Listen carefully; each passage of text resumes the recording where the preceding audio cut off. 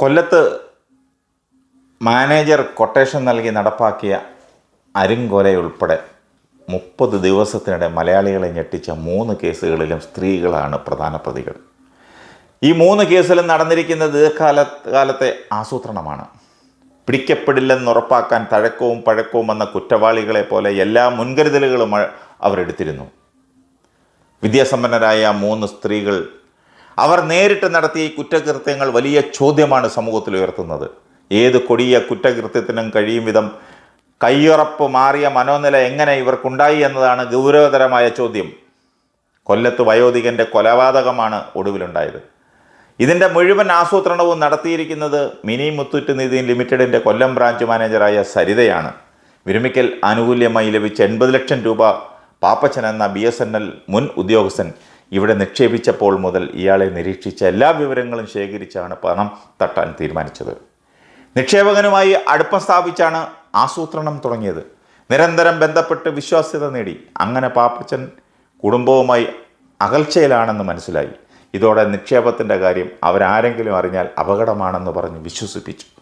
ഇതിനുശേഷമാണ് branch executive അനൂപിനൊപ്പം ഇയാളെ കൊല്ലാൻ quotation നൽകിയത്.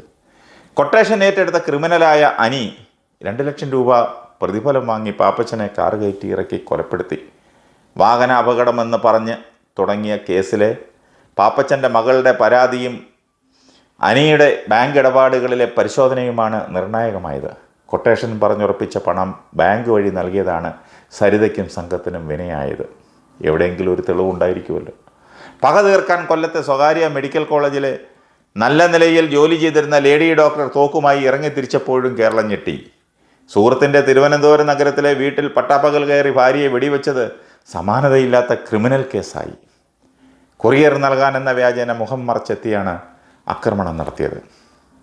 അതിവേഗത്തിൽ രക്ഷപ്പെടുകയും ചെയ്തു. എന്നാൽ സഞ്ചരിച്ച കാറും വിവരങ്ങളും പരിശോധിച്ച് പോലീസ് വളരെ വേഗത്തിൽ പ്രതിയിലേക്കെത്തി.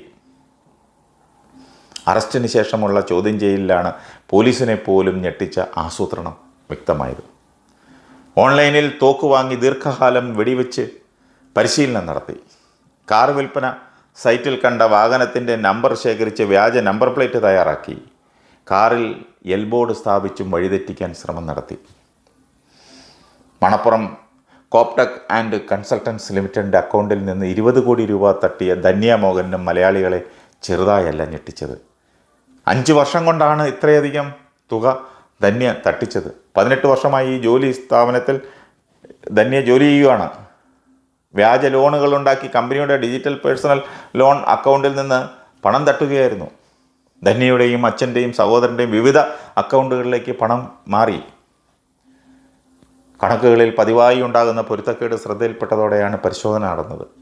ഈ സമയം പിടിയിലാവുമെന്ന് മനസ്സിലായ യുവതി ശാരീരിക ബുദ്ധിമുട്ട് അഭിനയിച്ച് ഓഫീസിൽ നിന്ന് ഇറങ്ങി രക്ഷപ്പെടുകയും ചെയ്തു. തട്ടിച്ച പണം ഉപയോഗിച്ച് വീടും ആഡംബര കാറുകളും വാങ്ങി.